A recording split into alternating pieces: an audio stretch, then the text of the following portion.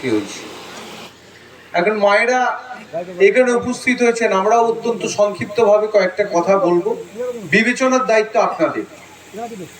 আমরা বলে গেলাম মানেই যে সমস্ত ভোট জোড়া ফুলে পড়ে যাবে এমন কোনো কথা নয়। কারণ বিচার, বিবেক, বুদ্ধি, শিক্ষা, দীক্ষা এসব দিয়ে আমাদেরকে বিবেচনা করতে হবে যে আগামী দিনে, আগামী 5 বছরে গোটা ভারতবর্ষ শাসনের দায়িত্ব কাদের হাতে দেবো এবং কারা আমাদের পশ্চিমবঙ্গ থেকে দিল্লির সরকারে প্রতিনিধিত্ব করবে, তারা কোন দলের হবে। অতীত দিনে এই আমাদের আসন, লোকসভা আসন থেকে নির্বাচিত একজন সদস্য ছিলেন, তার নাম কি ছিল? আলুওয়ালিয়া। আলুওয়ালিয়া সাহেবকে বর্ধমান দুর্গাপুর লোকসভা কেন্দ্রের মানুষ ভোট দিয়ে জিতেইছিলেন। আচ্ছা বলুন তো, আমরা যখন একটা নির্বাচনে ভোট দিই, এমন একটা গণতান্ত্রিক ব্যবস্থার মধ্যে আমরা যুক্ত যে আমাদেরকে ভালো থাকাটাকে অনুমান করতে হয়। যেমন তো সিস্টেম নয় যে 5 বছর কেউ শাসন চালালো তারপর ভালো মন্দ বিবেচনা করে ভোট দিলাম, এটা হয় না। আগে ভোট দিয়ে নির্বাচিত করতে হয়, তারপর সে যেমন আমাদেরকে 5 বছর চালায় আমরা সেইভাবে চলি। তাহলে 11 সালে আপনারা মমতা বন্দ্যোপাধ্যায়কে ভোট দিলেন, মুখ্যমন্ত্রী করলেন। সেই মমতা বন্দ্যোপাধ্যায় 5 বছর ক্ষমতা চালিয়ে আবার 16 সালে বিধানসভায় নির্বাচনের মুখোমুখি হলো সব দল। সিপিএম কংগ্রেস জোট হলো, বিজেপি, তৃণমূল কংগ্রেস আলাদা প্রার্থী দিল, মমতা দিকে আপনারা আবার ভোট দিলেন। বললেন না, গত 5 বছর মমতা বন্দ্যোপাধ্যায় ভালো সরকার বাংলার বুকে চালিয়েছে, মায়েদের কথা ভেবেছে, রাস্তাঘাটের উন্নয়ন হয়েছে, নর্দমা হয়েছে, পানীয় জল হয়েছে, আমরা ভোট দেবো মমতা দিদিকে। আপনারা ভোট দিয়েছেন। আবার 21 সালে বিধানসভা ভোট হলো, বাংলার মুখ্যমন্ত্রীর নির্বাচনের ভোট।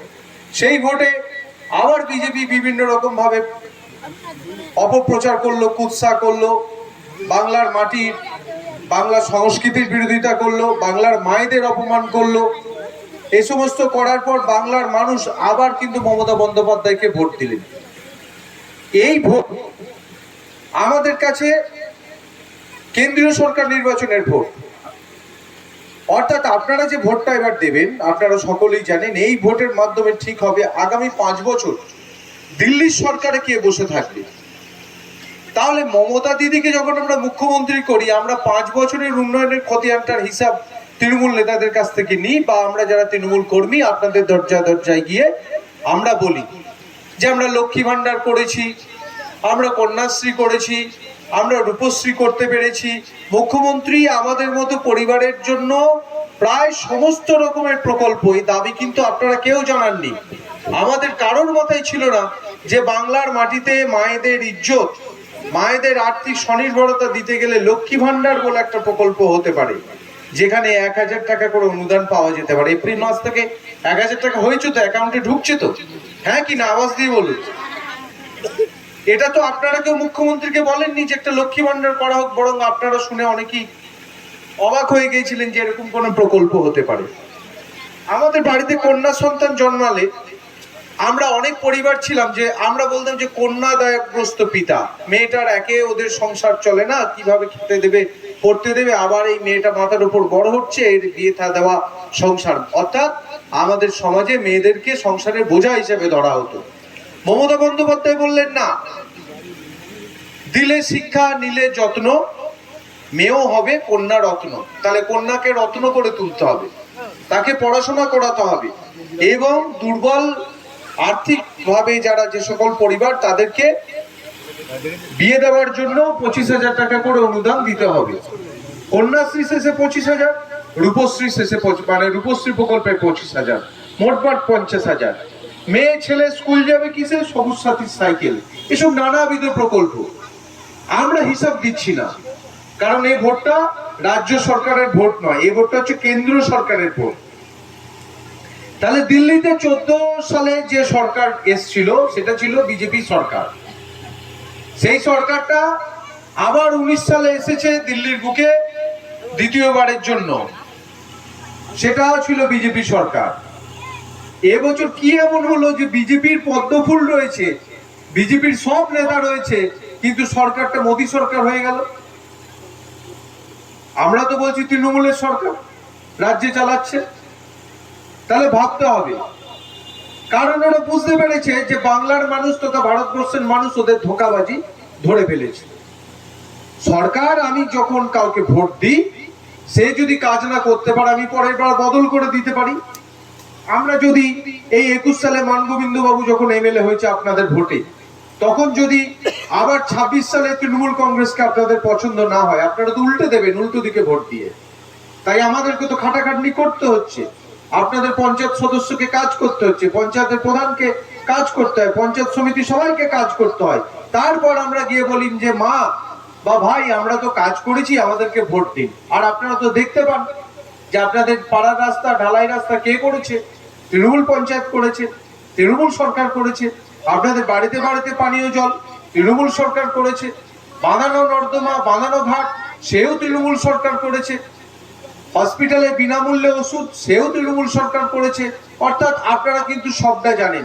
কিন্তু মা একটা কথা বলুন তো, 2014 সালে একটু পিছিয়ে যান, সবার বাড়িতে গ্যাসের কানেকশন তখন ছিল না, অনেকে নিয়েছিলেন গ্যাস। তখন গ্যাসের দাম কত ছিল? 450 টাকা, হ্যাঁ কি না? 10 বছরের মাথায় গ্যাসের দামটা কোথায় এসে পৌঁছেছে? 1129। আর কি বলেছিল? উজ্জ্বলা যোজনায় সবাইকে বিনামূল্যে গ্যাস দেওয়া হবে। পরে দেখা গেল যে ভর্তুকির টাকা ঢুকছে না। আবার ব্যাংকে বললো যে জিরো ব্যালেন্সে অ্যাকাউন্ট করুন, এখন আবার ব্যাংকে 500 টাকা যদি না থেকে অ্যাকাউন্ট বন্ধ করে দিচ্ছে।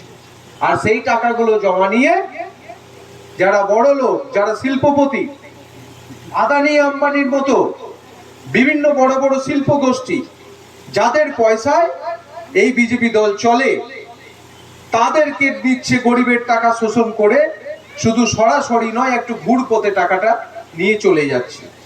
তাহলে আমরা যখন লোকসভা ভোট এবার দেবো, তাহলে আমরা কেন হিসাব চাইতে পারবো না কেন্দ্রের সরকারের কাছে? আপনারা দেখুন, এই আলুওয়ালিয়া সাহেব আমাদের এমপি ছিলেন, আপনারা অনেকেই জানেন। 5 বছর ভাতারের মাটিতে যদি একটা টাকা খরচা করে থাকে, তাহলে এই মঞ্চে দাঁড়িয়ে ওরা বলে যাক, আমরা জবাবটা শুনবো এবং আমরা পরখ করে দেখবো যে কোথায় সেই টাকা খরচা হয়েছে। একটা সাংসদ বছরে এলাকা উন্নয়নের জন্য 5 কোটি টাকা পান, এক বছরে 5 কোটি টাকা। সেই টাকায় কি হয়? আপনার আমার পাড়ার রাস্তা হতে পারে, আপনার আমার পাড়ার আইসিডিএস সেন্টার হতে পারে, আপনার আমার পাড়ার হেলথ সেন্টার হতে পারে, আপনার আমার পাড়ার ক্লাব হতে পারে, আপনার আমার পাড়ার কমিউনিটি সেন্টার হতে পারে, একটা বিয়ের বাড়ি তৈরি হতে পারে, একটা নর্দমা হতে পারে, একটা পাম্প হাউস হতে পারে। কিন্তু কিচ্ছু না, 1 টাকা খরচা করেনি ভাতারের মানুষের জন্য। তাই ভাতারের মানুষ সিদ্ধান্ত নিয়েছে যে ওই প্রতীকে আর ভোট নয়। আপনাদেরকে এটা ভাবতে হবে। আমরা মনে করিয়ে দিতে চাই বারবার, কেমন ভাবে ধোঁকাবাজি। দেখুন, এখানে বিজেপির প্রার্থী করেছে দিলীপ ঘোষকে। কোথায় ছিল আগে? মেদিনীপুরে দাঁড়িয়েছিল, ওখান থেকে জিতেছিল। আর এখানে জিতেছিল আলুওয়ালিয়া। একই কাণ্ড দিলীপ ঘোষ ওখানে করে এসেছে। ওই যে মমতা ব্যানার্জিকে বলেছিল যে বারমুডা পড়াবো, বলেনি? কদিন আগে বললো মমতা বন্দ্যোপাধ্যায়ের বাবার পরিচয় জানতে চাইলো। বাবার পরিচয় ওইভাবে কাউকে যদি বাপ তুলি কথা বলা হয়, এটা তো আমরা আমাদের বাংলার সংস্কৃতি মেনে আমরা ধরি যে তাকে তার চরিত্র স্খলন করা হলো। কেউ কি আমরা এই ভাষায় কথা বলি? যখন 21-এর বিধানসভার আগে দিলীপ ঘোষ কি বলেছিল যে মমতা বন্দ্যোপাধ্যায় পায়ে ব্যান্ডেজটা দেখিয়ে দেখিয়ে ঘুরে বেড়াচ্ছেন, যখন দিদির পায়ে গাড়ির গেট লেগে আহত হয়ে গেল দিদি, তখন কি বলেছিল যে বারমুডাটা পড়লে তো পাটা আরো ভালো দেখা যায়। বাংলার মহিলাদের প্রতি এরকম আচরণ কারা করে? দিলীপ ঘোষ করে। এই ফেসবুকে ভাইরাল হয়েছে। আমি কালকে দেখছিলাম যে এক বিজেপি নেত্রী বলছে যে 35টা আসন যদি বাংলার বুকে লোকসভায় বিজেপি পায়, তাহলে আগামী 25 সালে বাংলার সরকার ভেঙে দেবে, রাজ্য সরকারকে ভেঙে দেবে, আর 3 মাসের মধ্যে লক্ষ্মী ভান্ডার প্রকল্প বন্ধ করে দেবে। আর এই লক্ষ্মী ভান্ডার প্রকল্প মা লক্ষ্মীর নামে, কারণ কি? অর্থের সমৃদ্ধি ঘটবে। আর বিজেপির নেতা শুভেন্দু অধিকারী কি বলেছে লক্ষ্মী ভান্ডারকে? যে বাংলার মায়েদেরকে 500 টাকা করে ভিক্ষা দেয় মমতা ব্যানার্জি। আগে তো কোনো সরকার কিছুই দেয়নি। মায়েদের হাত খরচার জন্য মমতা বন্দ্যোপাধ্যায় 500 টাকা 1000 টাকা দিলে সেটা বিজেপির জমিদাররা বলে আমাদের বাড়ির মায়েরা নাকি ভিক্ষা করে। আমরা যদি ভিক্ষা করে থাকি, আমরা আমাদের বাংলার মায়ের কাছে ভিক্ষা করে থাকি, দিল্লির দালালদের কাছে ভিক্ষা করতে চাই না। এই কথাটা আমরা মনে করি দিই। মমতা বন্দ্যোপাধ্যায় বাংলার মা। কেন মমতা বন্দ্যোপাধ্যায় বাংলার মা? আমি ছোট্ট ছোট্ট করে কয়েকটা কথা আপনাদেরকে বলতে চাই। মনে করতে হবে যে আপনার বাড়ির সন্তান যখন স্কুলে যায়, তার পায়ের তলায় জুতো থাকে না। কখনো এমন দিনও গেছে যখন আপনারা স্কুলের ছাত্রছাত্রী ছিলেন, বা আপনাদের নাতি নাতনি, এখন পরিস্থিতির পরিবর্তন হয়েছে। এক সময় ছিল তো যে পয়সার অভাবে পায়ের জুতো কিনে দিতে পারতো না। একটা মায়ের চোখে জল থাকতো, বুকে কষ্ট থাকতো যে আমার সন্তান আবদার করতে পারছে, একটা স্কুলের ব্যাগ কিনে দিতে পারছি না। আজকে মমতা বন্দ্যোপাধ্যায় এমন সরকার চালান যে আমাদের বাড়ির সন্তানের পায়ের জুতোটা মমতা বন্দ্যোপাধ্যায় কিনে দেন। আমাদের সন্তানদের বইয়ের ব্যাগটা পর্যন্ত মমতা বন্দ্যোপাধ্যায় দেন। মিড ডে মিলে মাংস ভাত খাওয়ানোর ব্যবস্থা করেছেন মমতা বন্দ্যোপাধ্যায়। মিড ডে মিলে ফল দেওয়ার ব্যবস্থা করেছেন মমতা বন্দ্যোপাধ্যায়। মমতা বন্দ্যোপাধ্যায় একটা সন্তানের স্কুল যাওয়ার জন্য তাকে সমস্যাতির সাইকেল ব্যবস্থা করে দিয়েছেন। মমতা বন্দ্যোপাধ্যায় স্কুলে স্কুলে মহিলা স্কুলগুলিতে যারা ঋতুমতী মেয়ে, সেই সমস্ত মেয়েদের জন্য স্যানিটারি প্যাডের পর্যন্ত ব্যবস্থা করেছেন। একজন মাই তো সেই সন্তানের জন্য এরকম করে ভাবে, তাহলে মমতা বন্দ্যোপাধ্যায় তো আমাদের বাংলার মা, হ্যাঁ কি না? তাহলে বাংলার মায়ের যখন অপমান হয়, তখন কিন্তু বাংলার সন্তানরা চুপ করে বসে থাকবে না। কৈফিয়ত নেওয়ার সময় এসেছে। 10 বছরে কি করব, কি করেছো, এটা কৈফিয়ত তোমাদেরকে দিতে হবে। আমরা টিভি কেবল আগে চালাতাম, 70 টাকা, 80 টাকা, 60 টাকা করে খরচা পড়তো, হ্যাঁ কিনা বলুন? যখন বাড়িতে বাড়িতে ডিশ অ্যান্টেনা দিয়ে এই পাড়ার কেবল অপারেটররা দিয়ে যেত, ওই ডিজিটাল বক্স ছিল না, তখন 60 টাকা থেকে 80 টাকা, কোথাও কোথাও 90 টাকা বেশি রেট হতো। এখন একটা টিভি কেবল আপনাকে রিচার্জ করতে হয়। আপনি কোন চ্যানেল দেখবেন তার স্বাধীনতা নাই, প্যাকেজ আছে। আপনি জি দেখবেন না সনি দেখবেন নাকি অন্য কোনো চ্যানেল দেখবেন, ওদের ব্যবসায়িক পলিসি সেই সমস্ত কোম্পানিগুলোর হাতে তুলে দিয়েছে। সেখানেও আজকে মিনিমাম 120 টাকা থেকে 30 টাকা রিচার্জ করতে হয়, তবে আপনার টিভিটা অন হবে, নাহলে অন হয় না। এই ব্যবস্থা ছিল না, এটাও মোদি করেছে সেই সমস্ত টিভি কোম্পানিগুলোর হাতে এগুলো তুলে দেওয়ার জন্য। যদি সত্যি না বলে থাকি, আপনারা আমাকে সংশোধন করে দেবেন। এইভাবে আপনাদেরকে বিপর্যস্ত করেছে। বলুন তো, শুভেন্দু অধিকারী বলছে যে বাংলার মারা ভিক্ষা করে। আচ্ছা, দিল্লি সরকারের কি কোনো দায়িত্ব নেই আপনাদের প্রতি? এখানে 100 দিনের কাজের টাকা আটকে রেখে দিয়েছে লক্ষ লক্ষ শ্রমিকের। আমরা অভিষেক বন্দ্যোপাধ্যায়ের নেতৃত্বে দিল্লি সরকারের কাছে যখন গেছি, পুলিশ দিয়ে মেরে আমাদেরকে ওখান থেকে তাড়িয়ে দেওয়া হয়েছে, আমাদের নেতৃত্বকে। আমরা বলেছিলাম যে বাংলা থেকে প্রতি বছর তোমরা 4.6 লক্ষ কোটি টাকা তুলে নিয়ে যাও, আর মাত্র 1.6 লক্ষ কোটি টাকা বাংলার মানুষের বকেয়া, যেটা বাংলার সন্তান দুধে ভাতে থাকবে। আমাদের করের টাকা কেন আমাদেরকে ফিরিয়ে দিচ্ছ না? বাংলার মানুষের টাকা নিয়ে তোমরা অন্য রাজ্যকে দিচ্ছ, কিন্তু বাংলার মানুষকে তোমরা পেটে মারতে চাইছো, ভাতে মারতে চাইছো। কেন চাইছো? কারণ 21 সালে তোমরা বাংলা দখল করতে পারোনি, তোমাদের স্বপ্ন সফল হয়নি। তাই শুভেন্দু অধিকারী, সুকান্ত মজুমদার, বিজেপির নেতৃত্ব বলে আমরা দিল্লি সরকারকে বলেছি যেন বাংলাকে একটাও পয়সা না দেয়। আর মমতা বন্দ্যোপাধ্যায় কি বললেন? যে আমরা যদি এই ভোটে জিতি, তাহলে আমরা কথা দিচ্ছি দিল্লির সরকার দিক আর না দিক, প্রত্যেকটা গৃহহীন পরিবারের জন্য আমরা আবাসের ব্যবস্থা করে দেব। আবার তিনি বললেন কেন্দ্রীয় সরকার 100 দিনের কাজের দরকার নেই, আমরা যে সমস্ত মানুষ দিনমজুরের কাজ করেন তাদেরকে 50 দিনের কাজের ব্যবস্থা আমরা করে দিতে চাই। এটা আমাদের প্রতিশ্রুতি। মমতা বন্দ্যোপাধ্যায় 21 সালের নির্বাচনে কি বলেছিলেন লক্ষ্মী ভান্ডার দেবো?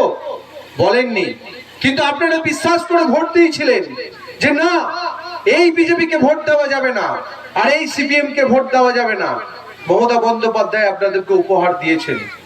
যে লোকটা বিজেপি করে আড়া গ্রামে, যে লোকটা সিপিএম করে আড়া গ্রামে, মা একবার খোঁজ নিয়ে দেখবেন তো তার বাড়িটা। যে মমতা বন্দ্যোপাধ্যায়ের প্রকল্প কন্যাশ্রী, রূপশ্রী, সবুজ সাথী, স্বাস্থ্য সাথী, লক্ষ্মীর ভান্ডার, এই কোনো একটা প্রকল্প তার বাড়ির সদস্য পায় কি পায় না। এখানে যারা সিপিএম কে ভোট দেন তাদের পরিবারের সদস্যরাও এই প্রকল্প পান কি পান না। এটা হলো সবার সরকার। যিনি তৃণমূল কংগ্রেস করেন তিনি বরং পরিষেবা থেকে বঞ্চিত হলো। আমাদের দলীয় নেতৃত্ব কখনো দুয়ারে সরকারে কখনো আগলে বসে থাকে না। সেখানে সিপিএম বিজেপিকে আটকানোর জন্য মমতা বন্দ্যোপাধ্যায় বলেছেন দুয়ারে রেশন, দুয়ারে সরকার। এখন আপনাকে বিডিও অফিস যেতে হয় না, আপনার এলাকার পঞ্চায়েত এলাকায় সেখানে সরকার এসে বসে থাকে কম্পিউটার ল্যাপটপ নিয়ে। বলুন তো আপনার কি সমস্যা? সারাদিন মমতা বন্দ্যোপাধ্যায়ের নামে কুৎসা অপপ্রচার গালাগাল করার পরেও তাদেরকে মমতা বন্দ্যোপাধ্যায় পরিষেবা দেয়। খুব দুঃখ লাগে ভাবতে এই বাংলার সরকারটাকে, তৃণমূল কংগ্রেসের দলটাকে আপনার আমার মতো পরিবার, দিন আনা দিন খাওয়া মধ্যবিত্ত, নিম্ন মধ্যবিত্ত, প্রান্তিক ক্ষেত মজুর পরিবার, সহায় সম্বলহীন বেকার তার আগলে ধরে আগলে আছে। আর এক শ্রেণীর ধনী মানুষ, আমি সকলের কথা বলছি না, এক শ্রেণীর ধনী মানুষ যারা সকাল থেকে সন্ধ্যে পর্যন্ত, যারা নিজেদের ছাড়া কিছু বোঝে না, তারা নিজেরা রোজগার করে, নিজের স্ত্রী রোজগার করে, নিজের সন্তান রোজগার করে, নিজেরা সন্ধ্যেবেলায় বাড়ি ফিরে আসার সময় এক ব্যাগ ফল নিয়ে আসে, নিজের সন্তানকে তারা দামি দামি খাবার খাওয়ায়, ইংরেজি নামে চকলেট খাওয়ায়, ইংরেজি স্কুলে পড়ায়, শনি রবিবার মাংস খায়, ভালো চালের ভাত খায়, পাড়ার বিপদে আপদে যায় না, পাশের বাড়ির দায় হলে তারা ঢোকে না, খোঁজ নেয় না, সন্ধে 9টা পর্যন্ত তারা টিভি সিরিয়াল দেখে, বিকেল 5টা পর্যন্ত ঘুমিয়ে ওঠে তাদের বাড়ির বউ। তাদেরকেও অসম্মান করছি না, আছে কয়েকটা পরিবার, খুঁজে দেখবেন, তারাই এই মমতা বন্দ্যোপাধ্যায়ের সরকারের নামে কুৎসা অপপ্রচার করে সিপিএম আর বিজেপিকে ভোট দেওয়ার আবেদন জানাচ্ছে। কারণ কি? কারণ সেই বড় লোকরা চায় না যে আপনার আমার মতো প্রান্তিক খড়ের চালে বাস করা পরিবারের বাড়িতে মাসে 2-3 হাজার টাকা করে আর্থিক অনুদান ঢুকুক। সেই সমস্ত ধনী ব্যক্তিরা চায় না। আমি আবার কিন্তু বলছি, সকল ধনীর কথা বলছি না, অনেক ধনী ব্যক্তি আছে যারা মমতা বন্দ্যোপাধ্যায়ের আদর্শ মেনে প্রচুর মানুষকে দেন ধান করেন, তাদেরকে আমরা সম্মান করি, আমরা স্যালুট করি। কিন্তু এমন কিছু মানুষ আছে তো যে নিজের ছাড়া অন্যের বোঝে না, নিজের স্বাস্থ্যসাথী কার্ডটা করেই নিয়েছে, নিজের স্ত্রী লক্ষ্মী ভান্ডারটা পায়, নিজের বাড়ির সন্তান রূপশ্রী পেয়েছে, নিজের বাড়ির সন্তান কন্যাশ্রী আবার সবুজ সাথী সাইকেল পেয়েছে, সমস্ত পরিষেবা নয়, দিয়ে বলে যে মমতা রাজ্যটা শেষ করে দিল, মোদিই ভালো ছিল। তার মানেটা কি? মোদি হচ্ছে বড় লোকের সরকার, বড় লোকদের তালা। আপনার সন্তান মাথা উঁচু করে প্রাইমারি স্কুলে যায় পিঠে ব্যাগ নিয়ে, সেই বড় লোকের বাচ্চার সহ্য হয় না, তাই তারা চায় যে এই সরকারকে ভেঙে দিয়ে আপনাদের অধিকার ভুলুণ্ঠিত করে দিতে। জোট বাঁধতে হবে, ঐক্যবদ্ধ থাকতে হবে। প্রচার করেনি যে মানগোবিন্দ অধিকারী যদি ভাতারের বিধায়ক হয়, ভাতার অশান্তিতে ভরে যাবে, রক্ত গঙ্গা বয়ে যাবে। গত 3 বছরে এই গ্রামের কোন বিজেপি, কোন সিপিএম নেতা আক্রান্ত হয়েছে? এই অঞ্চলের কোন বিজেপি, কোন সিপিএম নেতা আক্রান্ত হয়েছে? এই ভাতারের কোন বিজেপি, কোন সিপিএম, কোন কংগ্রেস নেতা আক্রান্ত হয়েছে? পঞ্চায়েত ভোটে আপনারা ভোট দিতে পেরেছেন কিনা জোর গলায় বলুন। ভোট দিয়েছেন তো পঞ্চায়েত ভোটে? আপনাদের ভোট লুট হয়েছে না আপনারা ভোট দিয়েছেন, নিজের ভোট নিজে দিয়েছেন? জোরে বলুন। ভোট দিয়েছেন তো, নিজের ভোট নিজে দিয়েছেন তো? আপনারা যাকে বেছে নিয়েছেন সে হয়েছে পঞ্চায়েত সদস্য, আপনারা যাকে বেছে নিয়েছেন সে হচ্ছে পঞ্চায়েত সমিতি, সে হচ্ছে জেলা পরিষদ, আর তাদের হয়েছে পঞ্চায়েত। সিপিএম নেতারা খুব অপপ্রচার করছে। এই গ্রামের প্রাক্তন এমএলএ এই ভাতার থেকে নির্বাচিত হয়েছিলেন, এই গ্রামে বাড়ি, ভদ্রলোক শিক্ষকতা করতেন, ব্যক্তিগতভাবে শ্রদ্ধা সম্মান করি, কিন্তু এত মিথ্যা কথা বলে জানতাম না, অসম্ভব রকমের মিথ্যু। স্কুলে নাকি মাস্টারমশাইদের পড়াতে হয়, সুজিত বাবুরা বলতে পারবেন যে সদা সত্য কথা বলিবে। সেই মাস্টারমশাই কোন ছাত্রকে পড়িয়েছেন তার ভবিষ্যতের যে 12টা বেজে গেছে সেটা আমি এখনই বুঝতে পারছি। গোটা ভাতার জন্য মাইকে করে একজন এরকম বর্ষিয়ান সিপিএম নেতা বলে বেড়াচ্ছে গোটা ভাতারে তৃণমূল কংগ্রেস পঞ্চায়েত ভোট করতে দেয়নি, সব ভোট লুট করে নিয়েছে। এই যে মিথ্যা, এই যে কুৎসা, এই যে অপপ্রচার, এরা ধর্মের রাজনীতি বিজেপির হাতে ক্ষমতা তুলে দিচ্ছে। যেগুলো অমুসলিম গ্রাম সিপিএম এর প্রার্থী ছিল। এখন আমরা এই লোকসভা ভোটের মুখোমুখি হয়ে দেখতে পাচ্ছি সেখানে সিপিএম এর কোনো দেওয়াল লিখন নেই। সিপিএম যারা করতো তারাই বলে দিচ্ছে ওই গ্রামে আমাদের আর কিছু নেই, সব বিজেপিতে ভোট দেবে। সিপিএম নেতারা আগে গিয়ে দিচ্ছে, বাঘের আগে যেমন ঢেউ যায়। বিজেপির মাঠে ময়দানে পাত্তা নেই গোটা ভাতারে। সিপিএম নেতারা হরিনাম গাইতে থাকছে যে এবারে আমাদের গ্রামে সমস্ত পদ্ম ফুলে ভোট পড়বে। কারা এটা বলছে? কারা এটা বলছে? যেগুলো অমুসলিম গ্রাম। আমার খুব দুঃখ লাগছে এইভাবে বলতে। না বললে আপনারা বুঝতে পারবেন না যে বিজেপি যেভাবে ভেদাভেদের রাজনীতিটা বাংলার বুকে করছে, হিন্দু আর মুসলমানকে আলাদাভাবে ভাগ করে দিচ্ছে, এর সব থেকে মজা লোটা দলের নাম সিপিএম। আমি যুক্তি দিয়ে বলে দিতে পারি।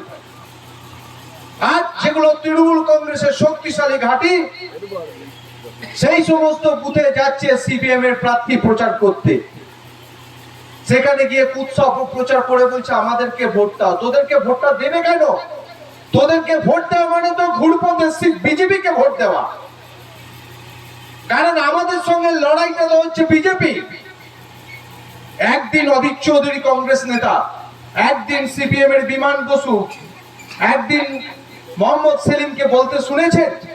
কেন্দ্রের বিজেপি সরকারের সমালোচনা করে একটা কথা বলতে শুনেছেন? একদিন অধীর চৌধুরীকে কেন্দ্রের বিজেপির সমালোচনা করে একটা কথা বলতে শুনেছেন?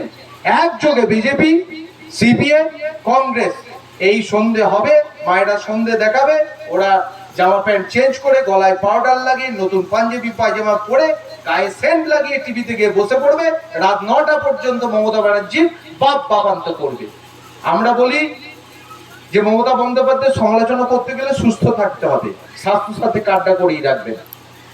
এ সরকার সবার সরকার। যে মমতা বন্দ্যোপাধ্যায়ের সমালোচনা করে সরকার তারও সরকার, তাকেও পরিষেবা দেয়, এটাই বলে প্রকৃত গণতন্ত্র। তবে একটা জিনিস জেনে রাখুন, এই ভোটই বোধহয় শেষ ভোট হতে চলেছে।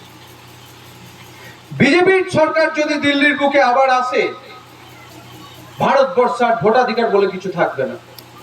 ভারতবর্ষের মানুষ নিজের অধিকার, নিজের শাসনের দায়িত্ব কাউকে দিতে পারবে না। আমরা ইতিহাসে পড়েছি ইংরেজ শাসন কেমন ছিল 200 বছর আগে। সেই ইংরেজ শাসনের কায়দায় শাসন চলবে। মহাজনী ব্যবস্থা ফিরে আসবে ভারতবর্ষের বুকে, যেখানে আবার এই সমস্ত পরিবার যারা প্রান্তিক মানুষ, আমাদেরকে বছরের অন্য অন্য সময় যখন আমাদের সংসারের টান থাকে, সেই জমিদারি প্রথায়, দাদন প্রথায় ফিরে যেতে হবে। দাদন নিয়ে আসতে হবে, শর্ত দিয়ে আসতে হবে যে এই দাদন নিয়ে গেলাম, আমার ভাগ চাষ করা জমির ধান তুমি যে দামে বলবে মালিক, আমি সেই দামে তুলে দেবো। এই দিন ফিরে আসতে চলেছে যদি বিজেপি আবার সরকার আসে। এর বিরুদ্ধে আমাদেরকে রুখে দাঁড়াতে হবে। আমরা তৈরি আছি বাংলার মাটিতে, কারণ ইংরেজদের বিরুদ্ধে বাংলা রুখে দাঁড়িয়েছিল। সেই সমস্ত পূর্বপুরুষের পিতৃ রক্ত আমাদের শরীরে প্রবাহিত।